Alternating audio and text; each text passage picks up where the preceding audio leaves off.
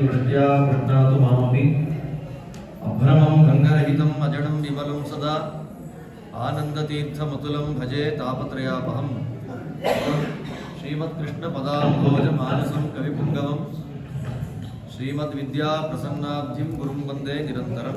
हरिः ओम्। परमपूज्य ಶ್ರೀ ವಿದ್ಯಾಪ್ರಸನ್ನ ತೀರ್ಥ ಶ್ರೀಪಾದಂಗಳವರ ಆರಾಧನೆಯ ಒಂದು ವಿಶೇಷವಾದಂತಹ ಪರ್ವಕಾಲ. ಅವರ ಬಗ್ಗೆ ಮಾತಾಡುವಷ್ಟು ಯೋಗ್ಯತೆ ಅರ್ಹತೆ ನನಗಿಲ್ಲ. ಅವರು ವೃಂದಾವನಸ್ಥರಾಗಿ 28-30 ವರ್ಷ ಆದ್ಮೇಲೆ ಹುಟ್ಟಿದವನಾದ್ರಿಂದ ಅವರ ಬಗ್ಗೆ, ಅವರ ಕೃತಿಗಳ ಬಗ್ಗೆ ಅನುಸಂಧಾನವನ್ನ ಈಗ ಆಚಾರ್ಯರು ತುಂಬಾ ಚೆನ್ನಾಗಿ ಮಾಡ್ಕೊಂಡಿದ್ದಾರೆ. ಅವ್ರು ನೋಟ್ಸ್ ನೋಡೇ ತುಂಬಾ ಸಂತೋಷ ಆಗ್ಬಿಡ್ತಾರೆ. ನೋಡ್ತಾ ಇದ್ದೆ ಅವರು ಹೇಳುವಾಗ ತುಂಬಾ ಚೆನ್ನಾಗಿ ಅವರು ಹೇಳಿದರು. ವಿದ್ಯಾಪ್ರಸನ್ನ ತೀರ್ಥರ ಕೃತಿಗಳ ಆ ಒಂದು ಆಳ ತುಂಬಾ ದೊಡ್ಡದಾದದ್ದು. 4-5 ಜನ PhD ಮಾಡ್ತಾ ಇದ್ದಾರೆ ಇವತ್ತು. ಅನೇಕರಿಗೆ ಯಾವ ರೀತಿಯಲ್ಲಿ ಅದರ ಅಧ್ಯಯನ ಮಾಡಬೇಕು ಅನ್ನುವಂಥ ದೃಷ್ಟಿಯಲ್ಲಿ 1-2-3 ಜನ ನನ್ನ ಹತ್ರ ಅದನ್ನು ತಗೊಳ್ತಾ ಇದ್ದಾರೆ, ಗೈಡೆನ್ಸ್ ತಗೊಳ್ತಾ ಇದ್ದಾರೆ. ಎಷ್ಟು ವಿಸ್ತಾರವಾಗಿ ಅವರ ಗ್ರಂಥಗಳ ಬಗ್ಗೆ, ಅವರ ಕೃತಿಗಳ ಬಗ್ಗೆ ಆಳವಾದಂತಹ ಚಿಂತನೆ ಇದೆ ಅದರಲ್ಲಿ ಅಂತಂದ್ರೆ ನೋಡಿದವರಿಗೆ, ರಸ ಗೊತ್ತಿದ್ದವರಿಗೆ ಮಾತ್ರ ಗೊತ್ತಾಗುವಂಥದ್ದು. ನರಸಿಂಹದೇವರ ಅನುಗ್ರಹದಿಂದ ಹುಟ್ಟಿದ ಮಹಾನುಭಾವರು. ನಾವು ಅವರ ಪಕ್ಕದಲ್ಲೇ ಕೂತ್ಕೊಂಡು ಅವರ ಸ್ಮರಣೆ ಮಾಡ್ತಿರುವಂಥದ್ದು ದೇವರಿಗೆ ತುಂಬಾ ಪ್ರೀತಿಯಾಗುವಂತಹ ಕೆಲಸ.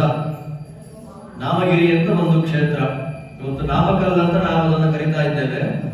ಆ ನಾಮಗಿರಿ ಕ್ಷೇತ್ರದಲ್ಲಿ ಇವರ ಪಿತೃಪಾದರು ಅವರು ವ್ಯಾಸರಾಜ ಮಠದ ಪೂರ್ವ ಯತಿಗಳೇ, ವಿದ್ಯಾರತ್ನಾಕರ ತೀರ್ಥರು ಅಂತ ಅವರ ಹೆಸರು. ಅವರು ಪೀಠಕ್ಕೆ ಬಂದಾಗಲೇ 82-83 ವರ್ಷ ಆಗಿತ್ತು. ಅಷ್ಟು ವಯೋವೃದ್ಧರಾದಂತಹ ವ್ಯಕ್ತಿಗಳು. ಅವರು ನಾಮಗಿರಿ ನರಸಿಂಹದೇವರನ್ನ ವಿಶೇಷವಾಗಿ ಪ್ರಾರ್ಥನೆ ಮಾಡ್ತಾರೆ. ಆ ನರಸಿಂಹದೇವರ ಸೇವೆಯನ್ನು ಮಾಡ್ತಾರೆ. ಸೇವೆ ಮಾಡಿದಾಗ ಏನು ಸೂಚನೆ ಕಾಣಲೇ ಇಲ್ಲ ನೋಡಿ. ಹಿಂದಿನ ಕಾಲದಲ್ಲಿ ಆಗಿತ್ತು 100-150 ವರ್ಷ 120 ವರ್ಷದ ಮೊದಲೇ ಸೇವಾದಿಗಳನ್ನು ಮಾಡಿದ್ರೆ ಸೂಚನೆಗಳು ಬರ್ತಾ ಇತ್ತು. ನೋಡಪ್ಪ ನಿಂಗೆ ಸೇವೆ ಮಾಡು, ಫಲ ಬರುತ್ತೆ ಅಂದ್ರೂ ಸೂಚನೆ ಕೊಡೋರು, ಫಲ ಬರಲ್ಲ ಅಂದ್ರೂ ಸೂಚನೆ ಕೊಡೋರು. ಮಂತ್ರಾಲಯ ಇತ್ಯಾದಿ ಕ್ಷೇತ್ರಗಳಲ್ಲಿ ಅಂದ್ರೆ ಆ ಜನಗಳ ಭಕ್ತಿ ಆತರ ಇರ್ತಾ ಇತ್ತು. ಇವತ್ತು ನಾವಲ್ಲಿ ಹೋದ್ರೆ ಫಸ್ಟ್ ನಮಸ್ಕಾರ ಮಾಡಿ ಊಟ ಮುಗಿಸ್ಕೊಂಡು ಮತ್ತೆ ಪ್ರದರ್ಶನ ಮಾಡೋಣ ಅನ್ನೋ ಲೆವೆಲ್ ಮಾಡಿದ್ದೇವೆ. 24 ಗಂಟೆ ಓಪನ್ ಆಗೇ ಇರುತ್ತೆ. ಬಂದ್ ಕೆಲಸ ಮುಗಿಸ್ಬಿಡೋಣ, ಮೊದಲು ಕೈಕಾಲು ತೊಳ್ಕೊಂಡು ಸುಮ್ಮನೆ ಗೋಪುರ ನಮಸ್ಕಾರ ಮಾಡಿ ಊಟಕ್ಕೆ ಹೋಗಿ ಆಮೇಲೆ ನಿಧಾನವಾಗಿ ಫ್ರೀ ಆಗಿ ಅದಕ್ಕೆ ಅವ್ರೇನ್ ಮಾಡ್ತಾರೆ, ನಿನ್ ಯೋಗ್ಯತೆ ಅಷ್ಟೇ ಅಪ್ಪ, ಇದೊಂದು ಕ್ಷೇತ್ರಕ್ಕೆ ಬಂದೆ ಊಟ ಮಾಡ್ತಾ ಹೋದೆ ಸಾಕು. ಆದ್ರಿಂದ ಇವತ್ತು ಸೇವಾದಿಗಳನ್ನ ಮಾಡತಕ್ಕ 100 ಜನಗಳಲ್ಲಿ 99 ಜನಗಳಿಗೆ ಯಾಕೆ ಸೂಚನೆಗಳು ಸಿಗ್ತಾ ಇಲ್ಲ ಅಂದ್ರೆ ಇದೇ ಕಾರಣಕ್ಕೆ. ಇದರಿಂದ ವಿದ್ಯಾ ರತ್ನಾಕರ ತೀರ್ಥರು ಅಹೋಬಿಲಾಚಾರ್ಯ, ದೊಡ್ಡ ವಿದ್ವಾಂಸರು, ಅಹೋಬಿಲಾಚಾರ್ಯರು ಸೇವೆ ಮಾಡಿದಾಗ ಸೂಚನೆ ಸಿಗಲೇ ಇಲ್ಲ. ಏನಪ್ಪಾ ನಾನು ಸೇವೆ ಮಾಡ್ತಿರೋ ಉದ್ದೇಶ ಫಲ ಸಫಲ ಆಗತ್ತೋ ಸಫಲ ಆಗೋದಿಲ್ವೋ, ಏನ್ ಮಾಡಬೇಕು ಅಂತ ಗೊತ್ತಾಗದೇ ಇದ್ದಾಗ ಆ ನಾಮಗಿರಿ ನರಸಿಂಹದೇವರ ಹೆಂಡತಿಯ ರೂಪದಲ್ಲಿರುವಂತಹ ಲಕ್ಷ್ಮೀದೇವಿ ನಾಮಗಿರಿಯಮ್ಮ ಅಂತ. ಇವತ್ತ ನಾಮಗಿರಿ ಕ್ಷೇತ್ರಕ್ಕೆ ಹೊರಟೋದ್ರೆ ಕೆಲವರಿಗೆ ನರಸಿಂಹದೇವರು ಮಾತ್ರ ಮನೆದೇವರು, ಕೆಲವರಿಗೆ ಅಮ್ಮನವರು ಮಾತ್ರ ಮನೆದೇವರು. ಹಾಗಿದೆ ನರಸಿಂಹದೇವರು ಕೆಲವರಿಗೆ ಕುಲಸ್ವಾಮಿ ಆದ್ರೆ ಅಮ್ಮನವರು ಕೆಲವರಿಗೆ, ಅಂದ್ರೆ ಅಮ್ಮನವರು ಮತ್ತು ದೇವರು ಆ ಇಬ್ಬರನ್ನು ಕೂಡ ಅಷ್ಟು ದೊಡ್ಡದಾಗಿ ಆರಾಧನೆ ಮಾಡುವಂತಹ ಒಂದು ವರ್ಗ ತುಂಬಾ ಜೋರಾಗಿದೆ. ಅವರು ಕಾಪಾಡಬೇಕೆನ್ನ ನಾಮಗಿರಿಯಮ್ಮ ಅಂತ ಹೇಳಿ ರತ್ನಾಕರ ತೀರ್ಥರು ದೇವಿಯನ್ನ ಪ್ರಾರ್ಥನೆ ಮಾಡ್ತಾರೆ. ನೀನಾದರೂ ದೇವರಿಗೆ ಹೇಳಿ ನನಗೊಂದು ಸೂಚನೆ ಕೊಡ್ಲಿಕ್ಕೆ ಆದೇಶ ಮಾಡು ಅಂತಂದಾಗ ಅವತ್ತು ರಾತ್ರಿ ಅವರು ನಾಮಗಿರಿ ಕ್ಷೇತ್ರದಲ್ಲಿ ಮಲಗಿದ್ದಾಗ ಇನ್ನೊಂದು ಸ್ವಲ್ಪ ದಿವಸದಲ್ಲೇ ಪುತ್ರ ಸಂತಾನ ಆಗತ್ತೆ, ತಲೆ ಕೆಡಿಸ್ಕೊಳ್ಬೇಡಿ, ಊರು ಹೋಗ್ರಿ ಅಂದ್ರು. ಅವಾಗ ರತ್ನಾಕರ ತೀರ್ಥರಿಗೆ 69 ವರ್ಷ, 68-69 ವರ್ಷ.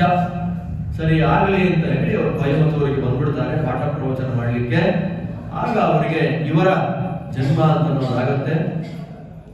ಕುಲದೇವರಾದಂತಹ ನರಸಿಂಹದೇವರು, ಚಿಂತನವಾಡಿ ನರಸಿಂಹದೇವರವರಿಗೆ ಇಷ್ಟದೇವ ಶ್ರೀನಿವಾಸ. ಅದಾದ ನಂತರದಲ್ಲಿ ಅನುಗ್ರಹವನ್ನ ಮಾಡಿದಂತಹ ದೇವರು ನಾಮಗಿರಿ ನರಸಿಂಹ. ಈ ಎಲ್ಲದನ್ನ ಇಟ್ಟುಕೊಂಡು ವೆಂಕಟ ನರಸಿಂಹ ಅಂತ ಅವರಿಗೆ ನಾಮಕರಣವನ್ನು ಮಾಡ್ತಾರೆ. ವೆಂಕಟ ನರಸಿಂಹಾಚಾರ್ಯ ಅಂತ ಅವರಿಗೆ ನಾಮಕರಣ ಮಾಡ್ತಾರೆ. ಅದಾದ ನಂತರದಲ್ಲಿ ಮೈಸೂರು ಮಹಾರಾಜರ ಒಂದು ಪ್ರಾರ್ಥನೆಯಿಂದ ಸನ್ಯಾಸಿಗಳಾಗ್ಬಿಟ್ರು. ಅಹೋಬಿಲಾಚಾರ್ಯರು, ವಿದ್ಯಾ ರತ್ನಾಕರ ತೀರ್ಥರು ಸನ್ಯಾಸಿಗಳಾಗ್ಬಿಟ್ರು. ಸನ್ಯಾಸಿಗಳಾದ ಮೇಲೆ ಇವರು ಇನ್ನೂ 7-8 ವರ್ಷ ಉಪನಯನ ಆಗಿದೆ ಅಷ್ಟೇ. ಏನ್ ಮಾಡಬೇಕು? ಉಪನಯನ ಆಗಿದೆ, ಸ್ವಾಮಿಗಳೇ ನಮ್ಮಪ್ಪ ನಮ್ಗಿನ್ನೇನು ಲೈಫ್ ಸೆಟ್ಲ್ ಆಗೋಯ್ತು, ಟೆನ್ಷನ್ ಇಲ್ಲ ಅನ್ನೋ ಕಾಲ ಇದು. ಬಟ್ ಅವತ್ತಿನ ಕಾಲ ಆಗಲ್ಲ. ರತ್ನಾಕರ ತೀರ್ಥ ಅಂದ್ರೆ ಸೋಸಲೆ ಬಿಟ್ಟು ಹೊರಡ್ರಿ, ಹೇಗಿರುತ್ತೆ ನೋಡ್ರಿ, ಸೋಸಲೆ ಬಿಡ್ರಿ ಊರು ಬಿಡ್ರಿ. ಜೀವನಕ್ಕೆ ಏನ್ ಮಾಡಬೇಕು? ಮಂತ್ರಾಕ್ಷತೆ ತಗೊಳ್ಳಿ, ಮಂತ್ರಾಕ್ಷತೆ ಕಾಪಾಡುತ್ತೆ. ನೇರ ಮೈಸೂರಿಗೆ ಬಂದರು. ಅವಾಗ ಸತ್ಯಭಾಮಮ್ಮನವರಿಗೆ ಭಯ ಶುರುವಾಯಿತು. ಏನ್ ಮಾಡೋದು? ಈ ಬ್ರಿಟಿಷ್ ವಿದ್ಯೆ, ಬೇಕಾದ್ರೆ ಎಜುಕೇಶನ್ ಸಿಸ್ಟಮ್, ಅದು ಶಾಸ್ತ್ರ ಅಧ್ಯಯನ ಮಾಡುವವರಿಗೆ ತುಂಬಾ ಕಷ್ಟ ಕೊಡ್ತಾ ಇದೆ. ನಿಜವಾಗ್ಲೂ ರೀ, ವ್ಯಾಸಪೀಠದಲ್ಲಿ ಕೂತ್ಕೊಂಡು ಹೇಳ್ಬೇಕಾದ ಮಾತು, IT ಕ್ರಾಂತಿ ಆಗಲಿಲ್ಲ ಅಂತ ಹೇಳಿದ್ರೆ, ಒಂದು ವೇಳೆ ಬ್ರಾಹ್ಮಣರಿಗೆ IT ಕ್ರಾಂತಿ ಆಗಲಿಲ್ಲ ಅಂದಿದ್ರೆ ಪಂಡಿತರು ನಿಜವಾಗ್ಲೂ ಬದುಕ್ತಾ ಇರಲಿಲ್ಲ. ಅದೇ 95ನೇ ಇಸ್ವಿಯ ಪೂರ್ವದಲ್ಲಿ ವಿದ್ಯಾ ಓದಿದ ಪಂಡಿತರು ಅವರು ಮಕ್ಕಳನ್ನ ಪಾಂಡಿತ್ಯ ಕಳಿಸ್ತಾ ಇರಲಿಲ್ಲ. ಅದಕ್ಕೆ ಯಾಕೆ ಕಳಿಸ್ತಾ ಇರಲಿಲ್ಲ? ಬಹಳ ಕಷ್ಟ ಆಗ್ತಾ ಇದೆ ಜೀವನಕ್ಕೆ ಅಂತ. ಇವತ್ತು ಲೌಕಿಕ ಓದಿಯು ಶಾಸ್ತ್ರಾಧ್ಯಯನ ಮಾಡ್ತಾ ಇದ್ದಾರೆ. ಅವತ್ತಿನ ಕಾಲ ಹಾಗಿತ್ತು, ತಿನ್ನಕ್ಕೆ ಬಹಳ ತೊಂದರೆ ಇರೋದು. ಅವಾಗ ಅವರಮ್ಮ ಏನಂತಾರೆ, ಸ್ವಾಮಿಗಳಿಗೆ ಗೊತ್ತಾಗದೇ ಇರೋ ತರ ಇಂಗ್ಲಿಷ್ ಓದಕ್ಕೆ ಶುರು ಮಾಡಿಸ್ಬಿಟ್ರು. ಬರೀ ಇಂಗ್ಲಿಷ್ ಓದೋದಲ್ಲ, ಜೊತೆಯಲ್ಲಿ ವಿಶೇಷವಾದ ಅಧ್ಯಯನ ಮಾಡಬೇಕು ಅಂತ ಹೇಳಿಬಿಟ್ರು. ಇದು ಅಮ್ಮನಿಗೆ ಇಷ್ಟವಾದದ್ದು ಇಂಗ್ಲಿಷ್ ಅಧ್ಯಯನ, ತಂದೆಗೆ ಇಷ್ಟವಾದದ್ದು ಶಾಸ್ತ್ರಾಧ್ಯಯನ. ಏನ್ ಮಾಡಬೇಕು ಅನ್ನೋ ಜಿಜ್ಞಾಸ ಎರಡೂ ಮಾಡಿಬಿಟ್ರೆ ಚೆನ್ನಾಗಿರುತ್ತಲ್ಲ ಅಂತ ದೇವರ ದಯ, ಎರಡೂ ಮಾಡಿಬಿಟ್ರು. ಅದರ ಮಧ್ಯದಲ್ಲಿ ವಿದ್ಯಾವಾರಿಧಿ ತೀರ್ಥರು ಪೀಠಕ್ಕೆ ಬಂದಾಗ ಅವ್ರು ಹೇಳ್ತಾರೆ, ನೀವು ಮಠದಿಂದ ದೂರ ಆಗ್ಬಿಡಬಾರ್ದು, ಮಠದ ಆಡಳಿತ ಇನ್ನರ್ ಸರ್ಕಲ್ ಅಲ್ಲೇ ಇದ್ದು ನೋಡ್ಕೊಂಡು ಹೋಗ್ಬೇಕು ಅಂತ ಅವರಿಗೆ ಹೇಳುವ ಸಂದರ್ಭದಲ್ಲಿ ಲಾಯರ್ ಆಗ್ಬಿಟ್ರು. ಎಷ್ಟು ಕಷ್ಟ ಇರುತ್ತೆ ನೋಡಿ. ಸಾಧನೆ ಯಾರಿಂದ ಹೇಗೆ ಆಗ್ಸುತ್ತೆ ಅಂತ ಗೊತ್ತಿಲ್ಲ. ಅನೇಕರು ಮಾತಾಡೋದು ಕೇಳಿದ್ದೀನಿ. ನಾವು ಎಲ್ಲರದ್ದು ಹೇಳ್ತೀವಿ, ಪ್ರಸಕ್ತಿತ್ತು ದೇವ್ರನ್ನ ಮಾತ್ರ ಹೇಳಲ್ಲ, ನೇರವಾಗಿ ಹೇಳ್ತಾರೆ. ಯಾಕ್ರಿ ಹೇಳಲ್ಲ ಅಂದ್ರೆ ಅವ್ರು ಲಾಯರ್ ಸ್ವಾಮಿಗಳಲ್ವಾ, ನಾವು ಹೇಳಲ್ಲ. ಸ್ವೋತ್ತಮದ್ರೋ ಅವ್ರು ಹೇಳಿದ್ರು ಅವಾಗಲೇ, ಸ್ವೋತ್ತಮದ್ರೋಹವನ್ನು ಕಟ್ಟುಕೊಳ್ಳುವುದು ಹೇಗೆ ಅಂತಂದ್ರೆ ಇದೆಲ್ಲ ಕಾರಣ. ಎಲ್ಲ ಪರೀಕ್ಷೆಗಳು ಇತ್ಯಾದಿಗಳ ಎಲ್ಲ ದಾಸಾಹಿತ್ಯ, ಅಧ್ಯಯನ, ಅಧ್ಯಾಪನ ಎಲ್ಲದರಲ್ಲಿ ಪ್ರಸನ್ನ ತೀರ್ಥರನ್ನು ಮಾತ್ರ ಬೇಕು ಅಂತ ಪಕ್ಕಕ್ಕೆ ಇಡ್ತಾ ಇದ್ದಾರೆ. ಇಲ್ಲಿ ಯಾರಿಗೇನು ಸಮಸ್ಯೆ? ಲಾಸ್ ಆಗೋದು ಯಾರಿಗೆ? ಪ್ರಸನ್ನ ತೀರ್ಥರಿಗೆ ಏನ್ರಿಲ್ಲ, ಆಗ್ಬಿಟ್ರು. ಒಳ್ಳೆ ಸ್ಥಾನದಲ್ಲಿ ಹೋಗುವಂತ ಅವಕಾಶ. ಲಾಯರ್ ಗಿರಿ ಅಭ್ಯಾಸ ಮಾಡುವ ಆರಂಭದಲ್ಲೇ ಕೊಯಮತ್ತೂರಿನ ಒಬ್ಬ ದೊಡ್ಡ ಜ್ಯೋತಿಷ್ಕರು ಹೇಳ್ತಾರೆ, ನಿಮಗೆ ಇನ್ನೊಂದು 2-3 ವರ್ಷದಲ್ಲೇ ದೊಡ್ಡ ಸ್ಥಾನ ಬರುತ್ತೆ ಅಂತ. ಅವ್ರ ಅಮ್ಮಗೆ ಪ್ರಮೋಷನ್ ಆಗ್ಬಿಡುತ್ತೇನೋ ಅಂದ್ಕೊಂಡ್ಬಿಟ್ರು. ಇದರಲ್ಲೇ ಲಾಯರ್ ಆಗಿದ್ದೀನಿ, ಪ್ರಮೋಷನ್ ಆಗ್ಬಿಡುತ್ತೇನೋ ಅಂತ ಅನ್ಕೊಂಡ್ರು ಅವರು. ವಾರಿಧಿ ತೀರ್ಥರಿಂದ ಸೂಚನೆ ಬಂತವ್ರಿಗೆ. ವಾರಿಧಿ ತೀರ್ಥ ಶ್ರೀಪಾದಂಗಳಿಂದ ಅವರಿಗೆ ಸೂಚನೆ ಅಂತ ಅನ್ನೋದು ಬಂದಿದೆ. ಆ ಸೂಚನೆ ಬಂದಾಗ ಹಿಂದೆ ಮುಂದೆ ನೋಡಲಿಲ್ಲ. ವಿದ್ಯಾರತ್ನಾಕರ ತೀರ್ಥರ ಮಕ್ಕಳು. ವಿದ್ಯಾರತ್ನಾಕರ ತೀರ್ಥರು ಸಾಮಾನ್ಯರಲ್ಲ, ಅವರು ಯೋಗಿಗಳು, ಯೋಗಿ ವರೇಣ್ಯರು ವಿದ್ಯಾರತ್ನಾಕರ ತೀರ್ಥರು. ಆ ರಕ್ತ ನೇರವಾಗಿ ಸನ್ಯಾಸ ತಗೊಂಡೇ ಬಿಟ್ರು. ವಿದ್ಯಾ ಪ್ರಸನ್ನ ತೀರ್ಥರು ಅಂತ ನಾಮಕರಣ ಮಾಡಿದ್ರು. ಯಾವಾಗ ಆ ಗೋಪಾಲ ಕೃಷ್ಣದೇವರ ಸ್ಪರ್ಶ ಮಾಡಿದ್ರು, ಒಳಗಿದ್ದದ್ದೆಲ್ಲ ಹೊರಗೆ ಬಂತು. ಅನೇಕರು ಆಡ್ಕೊಂಡ್ರಂತೆ, ಸಂಸ್ಕೃತ ಬರಲ್ಲ ಇವರಿಗೆ ಅಂತ. ಆರಂಭದಲ್ಲೇ 1936ನೇ ಇಸವಿಯಲ್ಲಿ ಅವರು ಮಾಡಿದಂತಹ ನ್ಯಾಯಶಾಸ್ತ್ರದ ಅನುವಾದ. ನೆರೂರು ಕೃಷ್ಣಾಚಾರ್ಯರು ಅಂತ ದೊಡ್ಡ ನ್ಯಾಯಶಾಸ್ತ್ರ ಪಂಡಿತರು ಪೀಠ ತಗೊಂಡ 2ನೇ ವರ್ಷದಲ್ಲಿ ಅವರು ಮಾಡಿದಂತಹ ನ್ಯಾಯಶಾಸ್ತ್ರದ ಅನುವಾದವನ್ನ ಕೇಳಿ ಎಲ್ಲರಿಗೂ ಆಶ್ಚರ್ಯ ಆಗುತ್ತೆ. ಎಲ್ಲಿಂದ ಬಂತಿದೆಲ್ಲ ಈ ಸಾಮರ್ಥ್ಯ? ಎಲ್ಲಿಂದ ಬಂತು? ಆ ಗೋಪಾಲ ಕೃಷ್ಣದೇವರ ಸ್ಪರ್ಶವನ್ನು ಮಾಡಿ, ಆ ಗೋಪಾಲ ಕೃಷ್ಣದೇವರನ್ನ ಪೂಜೆಯ ಮಾಡಿದ ಬಲ ಏನಿದೆ, ಆ ಬಲದಿಂದ ಅವರಿಗೆ ಸಾಮರ್ಥ್ಯ ಬಂದಿದೆ. ಕವಿತ್ವ ಅನ್ನೋದು ತಾನಾಗಿ ಹೊರಗೆ ಬಂತು. ಶಾಸ್ತ್ರದ ಅಧ್ಯಯನ, ಆ ಶಾಸ್ತ್ರದ ವಿಶಿಷ್ಟವಾದ ಅಧ್ಯಯನ ಅವರಿಗೆ, ಅವರು ಕವಿಗಳಾಗ್ಬಿಟ್ರು. ಆದ್ದರಿಂದಲೇ ವಿದ್ಯಾಪ್ರಸನ್ನ ತೀರ್ಥರ ಚರಮಶ್ಲೋಕದಲ್ಲಿ ನಾವು ಹೇಳುವ ಕವಿ ಪುಂಗವ ಅಂತ. ಇವು ಸಾಮಾನ್ಯ ಕವಿಗಳಲ್ಲ. ಕವಿ ಅಂತಂದ್ರೆ ಅವರಿಗೆ ಒಬ್ಬ ರಾಜನನ್ನು ಹೊಗಳಿ ಸಂಪಾದನೆ ಮಾಡುವಂತಹ ಉದ್ದೇಶವೇ ಇರುತ್ತೆ. ಸಾಮಾನ್ಯವಾಗಿ ನೋಡಿಕೊಂಡ್ರೆ ಪ್ರಾಚೀನ ಕಾವ್ಯದಲ್ಲೆಲ್ಲ ಈ ರಾಜ ಇಂದ್ರನಿಗೆ ಸಮ, ಆ ರಾಜ ಚಂದ್ರ, ಇವನಂತ ರಾಜ ಇನ್ನೊಬ್ಬ ಇಲ್ಲ ಅಂತ ರಾಜನನ್ನು ಹೊಗಳೇ ಕಾವ್ಯ ಮಾಡೋದು ಅಭ್ಯಾಸ. ಇವರು ಕವಿ ಪುಂಗವರು. ಇವರು ಯಾವ ರಾಜನನ್ನ ಸ್ತೋತ್ರ ಮಾಡಿದ್ದು? ಯದು ಚಕ್ರವರ್ತಿಯನ್ನ ಸ್ತೋತ್ರ ಮಾಡಿದ್ರು. ಆದ್ದರಿಂದ ಕೃಷ್ಣ ಏನ್ ಮಾಡದ ಇವರಿಗೆ, ಇವರ ಜೀವನದ ಭಾಗ್ಯ ಲಾಯರ ಸ್ವಾಮಿಗಳು ಅಂತ ಹೇಳ್ತಾರಲ್ಲ, ಕೃಷ್ಣ ಕೊಡಲೂದುವ ಶಬ್ದವನ್ನ ಕೇಳಿಸಿಕೊಂಡಿದ್ದಾರೆ ಮಹಾನುಭಾವ. ಅದರಿಂದ ನಾವು ಸಾಮಾನ್ಯವಾಗಿ ಯಾರ ಸ್ವರೂಪದ ಬಗ್ಗೆನೂ ಹೊರಗಿನ ಆಕಾರ ಅವರ ವ್ಯವಹಾರಗಳನ್ನು ನೋಡಿ ಒಳಗಿನ ಜೀವಯೋಗ್ಯತೆ ನಿರ್ಣಯ ಮಾಡಲಿಕ್ಕೆ ಬರೋದಿಲ್ಲ, ಮಾಡಬಾರದು. ಸೋಸಲೆಯಲ್ಲಿ ಅವರು ಪೂಜೆ ಮಾಡೋ ಕಾಲಕ್ಕೆ ವ್ಯಾಸತೀರ್ಥ ವ್ಯಾಸರಾಜಪುರದಲ್ಲಿ ಕನಕದಾಸರು ಪೂಜೆ ಮಾಡಿದಂತಹ ಒಂದು ಕೃಷ್ಣ ಪ್ರತಿಮೆ ತೊಳೆಯುವ ಸಂದರ್ಭದಲ್ಲಿ ಬಿದ್ದೋಗುತ್ತೆ. ಅವತ್ತಿನ ಕಾವೇರಿ ಚಾನಲ್ ಅದು ಬಿದ್ದೋದಾಗ ತೊಳೆದು ಈ ಕಡೆ ಬರೋ ಸಂದರ್ಭದಲ್ಲಿ ಗಮನಿಸಿರೋದಿಲ್ಲ. ಅವರ ಜೊತೆಯಲ್ಲಿದ್ದಂತಹ ಶ್ಯಾಮಾಚಾರ್ಯರು ಅನ್ನುವಂತಹ ವಿದ್ವಾಂಸರು ದೇವರ ದರ್ಶನ ಮಾಡಿಸೋ ಕಾಲಕ್ಕೆ ಪ್ರತಿಮೆ ಇಲ್ವಲ್ಲ ಸ್ವಾಮಿ ಅಂತ ಹೇಳ್ತಾರೆ. ಏನ್ ಮಾಡ್ಬೇಕು ಹೇಳಿ? ಅವಾಗ ಅಲ್ಲಿ ತನಕ ಬಂದ ಪ್ರತಿಮೆ ನನ್ನ ಕಾಲದಲ್ಲಿ ಕಳೆದೋಯ್ತು ಅಂತಂದ್ರೆ ಶಾಶ್ವತವಾದಂತ ಅಪಕೀರ್ತಿ ಅಲ್ವಾ? ಅಪಕೀರ್ತಿ. ಏನು ಮಾಡಲಿಲ್ಲ, ಕಟ್ಟಿಗೆ ಎಲ್ಲ ಕಟ್ಟಿಟ್ರು.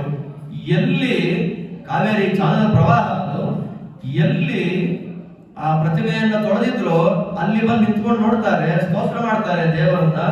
ಆ ಪ್ರವಾಹದಲ್ಲೂ ಪ್ರತಿಮೆ ಕಟ್ಟಿ ಕಾಣುತ್ತೆ. ಅವಾಗ ರಚನೆ ಮಾಡಿದಂತಹ ಒಂದು ಕೃತಿ ಎಂಥ ಪುಣ್ಯ, ಎಂಥ ಭಾಗ್ಯ.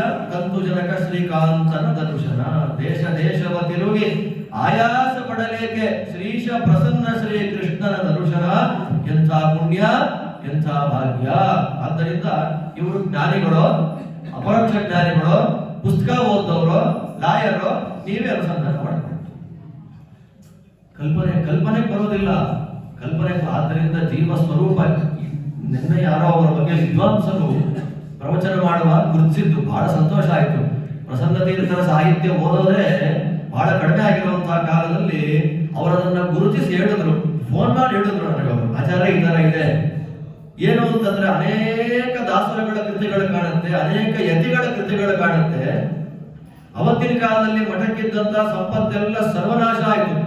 ಕೆಲವೆಲ್ಲ ಹೊರಟೋಯ್ತು, ಕೆಲವೆಲ್ಲ ಹೋಯ್ತು, ಗೌರ್ಮೆಂಟ್ ಇಂದ ಆಕ್ರಮಣ ಹೊರಟೋಯ್ತು ಕೆಲವೆಲ್ಲ. ಅಷ್ಟಿದ್ರೂ ಕೂಡ ಎಲ್ಲ ಗ್ರಾಮದ ಎಲ್ಲ ಜನಗಳಿಗೆ ಊಟ ಹಾಕ್ತಾ ಇದ್ರು. ಯಾರಿಗೂ ಊಟ ಇಲ್ಲ ಅಂತಿಲ್ಲ. 3 ಹೊತ್ತು ಜಾತಿ ಮತ ಕುಲ ಭೇದ ನೋಡದೆ ಅನ್ನದಾನ ಮಾಡ್ತಾ ಇದ್ರು. ಎಲ್ಲಿಂದ ಬಂತು ಈ ಸಾಮರ್ಥ್ಯ? ಮಠ ತುಂಬಾ ಅಕ್ಕಿ ಬೇಳೆ ಇದ್ರೆ ಊಟ ಹಾಕೋದು ಕಷ್ಟ. ನನಗೆ ಎಲ್ಲಿಂದ ಬಂತು ಅಂದ್ರೆ ಒಂದು ಕೃತಿಯಲ್ಲಿ, ಆತ್ಮನಿವೇದನ ಕೃತಿಯಲ್ಲಿ ಹೇಳ್ಕೊಳ್ತಾರೆ, ಪೂಜೆ ಮಾಡಿದ ಪುಣ್ಯ ನಿಬಿಡವಾಗಿ ಎನ್ನ ಶಿರದಲ್ಲಿ ಕುಳಿತಿರಲು. ಇಷ್ಟು ಧೈರ್ಯವಾಗಿ ಯಾರು ಹೇಳ್ತಾರೆ? ನಾನು ದೇವ್ರ ಪೂಜೆ ಮಾಡ್ಕೊಂಡು ಬಂದಿದ್ದೀನಿ, ನನಗೆ 100% ಪುಣ್ಯ ಇದೆ, ತಗೊಳ್ಳಿ ಮಂತ್ರಾಕ್ಷತೆ ಒಳ್ಳೇದಾಗತ್ತೆ ಅನ್ನೋ ಧೈರ್ಯ ಯಾರಿದೆ? ಪ್ರಸನ್ನ ಹೇಳ್ತಾರೆ, ನಾನು ಇಷ್ಟು ವರ್ಷ ಪೂಜೆ ಮಾಡಿದ ಪುಣ್ಯ ಹೊರಗೆಲ್ಲ ಹೋಗಿಲ್ಲ, ನನ್ನ ತಲೆ ಮೇಲೆ ಕೂತ್ಕೊಂಡಿದೆ. ಆದ್ದರಿಂದ ನಾನು ಇವತ್ತು ಇಷ್ಟು ಜನಗಳಿಗೆ ಮಂತ್ರಾಕ್ಷತೆ ಕೊಟ್ಟು ಊಟ ಕಾಪಾಡ್ತಾ ಇದ್ದೀನಿ ಎನ್ನುವ ಧೈರ್ಯದಿಂದ. ಫಸ್ಟ್ ಸರ್ಕಲ್ ಅಲ್ಲಿ ಹೇಳ್ಕೊಳ್ಳೋದು ಬೇರೆ, ಕೃತಿಯಲ್ಲಿ ಹೇಳೋದು ಬೇರೆ. ಫಸ್ಟ್ ಸರ್ಕಲ್ ಅಲ್ಲಿ ಹೇಳ್ಕೊಂಡ್ರೆ ಅವ್ರಿರೋ ತನಕ, ವರ್ಗ ಇರೋ ತನಕ ಮಾತು ನೆನಪಿರುತ್ತೆ, ಮರ್ತೋಗುತ್ತೆ. ಕೃತಿಯಲ್ಲಿ ಬರೆದು ಬಿಟ್ರೆ ಶಾಶ್ವತವಾಗಿ ದಾಖಲಾಗ್ಬಿಡುತ್ತೆ. ಅದಕ್ಕೋಸ್ಕರವೇ ಈ ದಾಖಲು ಬೇರೆ ಎಲ್ಲೂ ಕಾಣೋದಿಲ್ಲ ಅಂತ ಪ್ರಸನ್ನ ತೀರ್ಥರ ಕೃತಿಗಳನ್ನು ಪಕ್ಕಕ್ಕಿಟ್ಟಿದ್ದಾರೆ. ಬೇರೆ ಉದ್ದೇಶ ಅಷ್ಟೇ, ಇನ್ನೇನೂ ಇಲ್ಲ. ಆದ್ದರಿಂದ ಕಾಣಿಸ್ಬೇಕಲ್ವಾ? ಕಾಣಬೇಕು ನಾವು ಇದನ್ನ.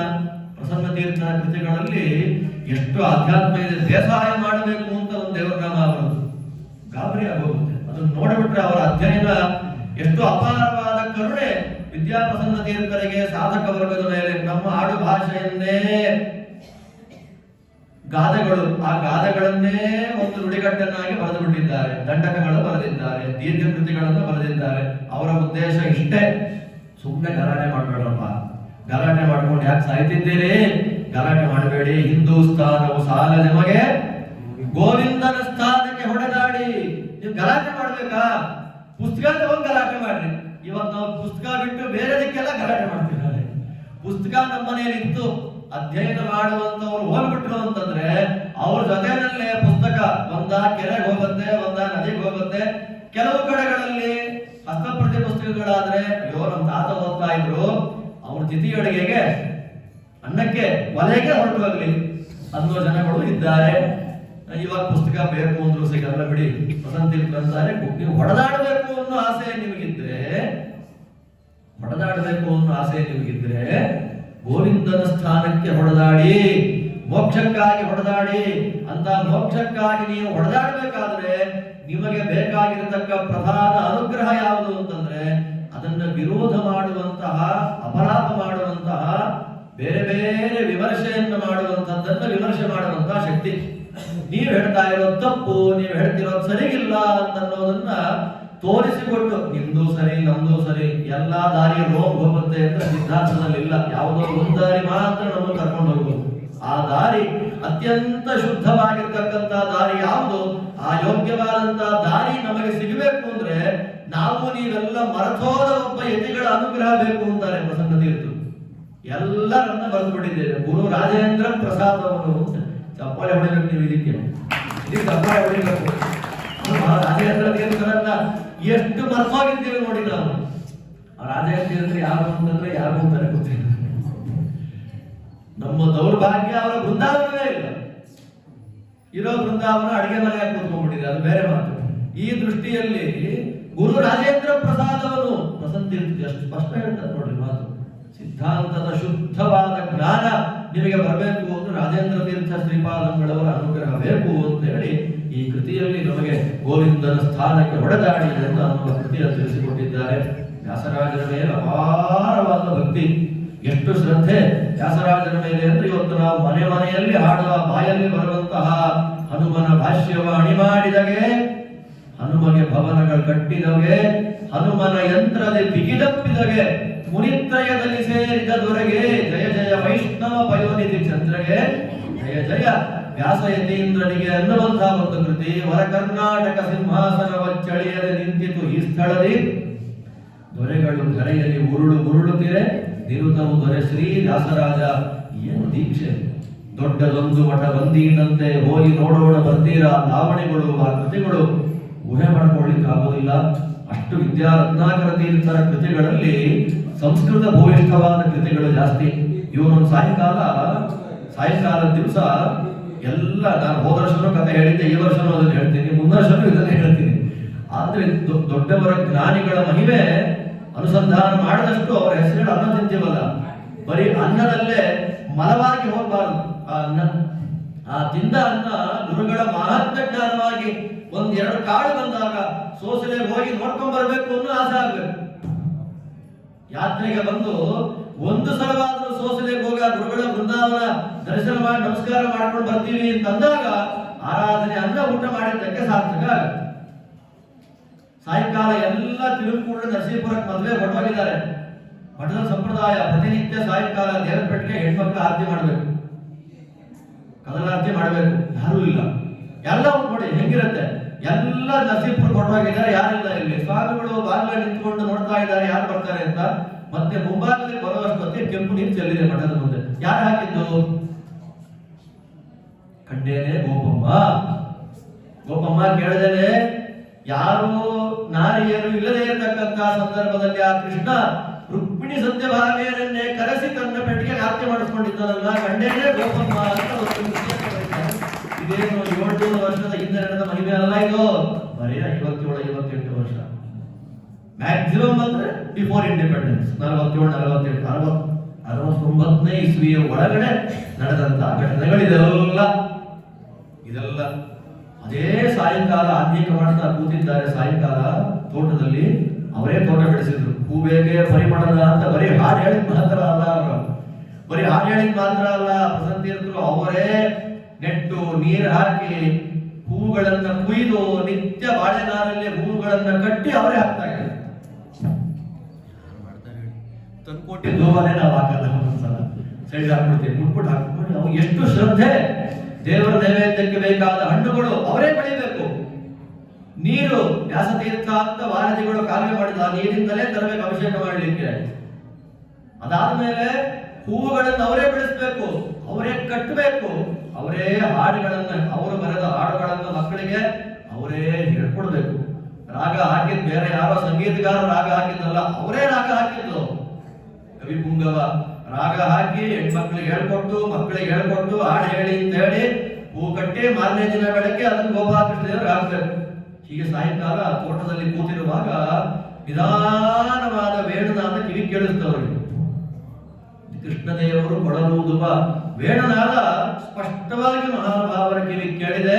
ಅವಾಗ ಅವರ ಬಾಯಿಂದ ಬಂದಂತಹ ನುಡಿಯೇ ಬಾರಸಖಿ ಹೋಗುವ ರಾಸ ಕ್ರೀಡೆಯಾಡುವ ಸಾರಸಾಕ್ಷ ಕೃಷ್ಣನುತ ಕೊಳಲನೂದುವ.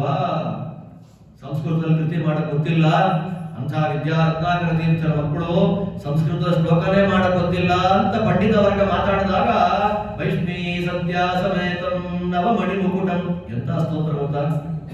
8 ಶ್ಲೋಕ ಇದೆ. ವಿದ್ಯಾಯುಕ್ತಂ ಪ್ರಸನ್ನಂ ಯತಿವರತನಯಂ ಪಾತುಮಾಂ ನಂದಬಾಲಃ. ಆ ದೇವರ ಮುಂದೆ ಕೂತ್ ಹೇಳಿದ್ದು. ಅಲ್ಲಿದ್ದ ಪಂಡಿತರು ನಮಸ್ಕಾರ ಮಾಡ್ಬಿಟ್ಟು, ಸ್ವಾಮಿ ಯಾವಾಗ ಹೇಳಿದ ಪೂಜೆ ಕೂತವರು ದೇವರನ್ನು ಕಟ್ಟಿಡ್ಬೇಕಾದ್ರೆ ಬಾಯಿ ಹೇಳ್ಬಿಟ್ರಲ್ಲ, ಕ್ಷಮಾ ಮಾಡಿ, ನನ್ನ ತಪ್ಪಾಯ್ತು. ಇದನ್ನ ನೋಡೇ ಅನಂತ ಕೃಷ್ಣ ಶಾಸ್ತ್ರಿಗಳು ಒಂದು ಮಾತು ಹೇಳ್ತಾರೆ.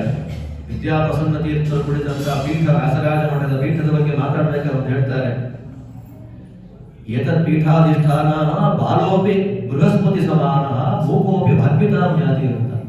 ಬಾಲಕನು ಬೃಹಸ್ಪತಿ ಆಗ್ತಾನೆ, ಮೂಕನು ಭಾಗ್ಯ ಕೊಡ್ತಾನೆ.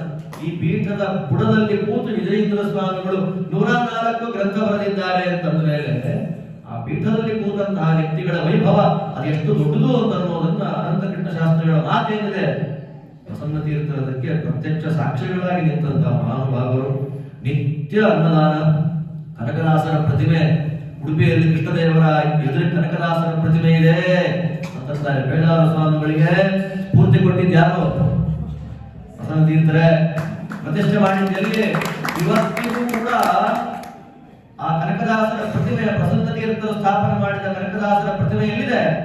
ವ್ಯಾಸರಾಜಪುರದಲ್ಲಿ ನಾವು ದರ್ಶನ ಮಾಡ್ತೇವಲ್ಲ. ಇವತ್ತು ಎಲ್ಲ ಮಾಧ್ವರನ್ನ ಒಂದು ಮಾಡಬೇಕು, ಎಲ್ಲ ಮಾಧ್ವರನ್ನ ಒಂದು ಗೂಡಿಸಿ ಮುಂದೆ ತಗೊಂಡು ಹೋಗ್ಬೇಕು, ಅಖಿಲ ಭಾರತ ಮಾಧ್ಯಮ ಮಂಡಲ ಮಾಡಬೇಕು ಅಂತ ಬೇಡಾರ ಸ್ವಾಮಿಗಳು ಮುಂದೆ ಬಂದಾಗ ಈಗೋ ಮುಂದೆ ಬರಲಿಲ್ಲ. ನಮ್ಮಲ್ಲಿ ಏನಾಗ್ಬಿಡುತ್ತೆ ಅಂದ್ರೆ, ಒಬ್ರು ಹೋಗ್ತಾರಲ್ಲ ಸಪೋರ್ಟ್ ಮಾಡೋಣ ಅಂತಿಲ್ಲ, ಅವ್ರಿಗೆ ಹೆಸರು ಬಂದ್ಬಿಟ್ರೆ